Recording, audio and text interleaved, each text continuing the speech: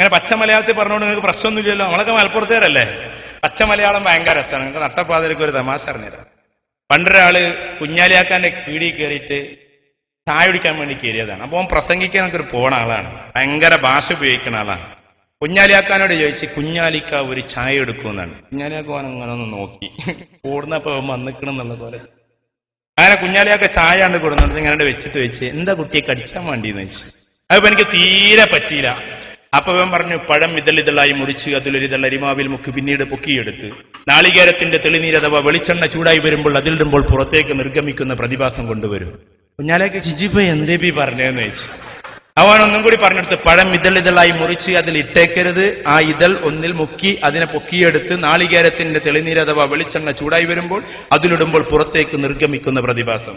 കുഞ്ഞാലിയാക്ക അൽമാർ അങ്ങനെ ചൂണ്ടിയിട്ട് വെച്ച്, ചിജി പറഞ്ഞത് ഇതിന്റെ ഉള്ളിലുണ്ടോന്ന് വെച്ചു. ആ പറഞ്ഞിട്ട് ആ രണ്ടാമതിരിക്കുന്ന വസ്തുവാണെന്നാണ്. രണ്ടാമതിരിക്കുന്ന വസ്തുവാണ്. ബായക്കപ്പൊരി അപ്പിജി പറഞ്ഞത്. എന്നിട്ട് അറിഞ്ഞ കുഞ്ഞാനൊരു ബായക്കപ്പൊരി എടുത്തു അവന്റെ തൊള്ളിക്കാണ് തിരികെ കൊടുക്കുന്നത്. ഭയങ്കര ഭാഷ ഒന്നും പ്രയോഗിക്കരുത് നമ്മൾ, മനസ്സിലായോ? അതാണ് ഞാൻ പച്ച മലയാളം എന്നാണ്.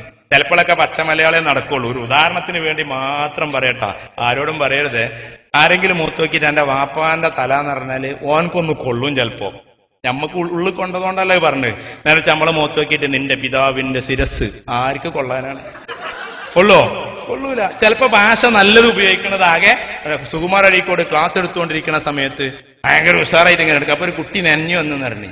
അവ ചോദിച്ചു, കാലവർഷത്തിന്റെ ഘനാന്ധകാരങ്ങൾ തളം കെട്ടി നിൽക്കുന്ന കാർമേഘക്കേറുകളിൽ നിന്ന് മെഴുനീർത്തുള്ളികൾ വീണാണോ മോനെ നീ ഇങ്ങനെ നനഞ്ഞത്? അവ കുട്ടിയാണ്, എല്ലാ മാസ്റ്റർ ഞാൻ മഴ ഉണ്ട് നനഞ്ഞതാണ്.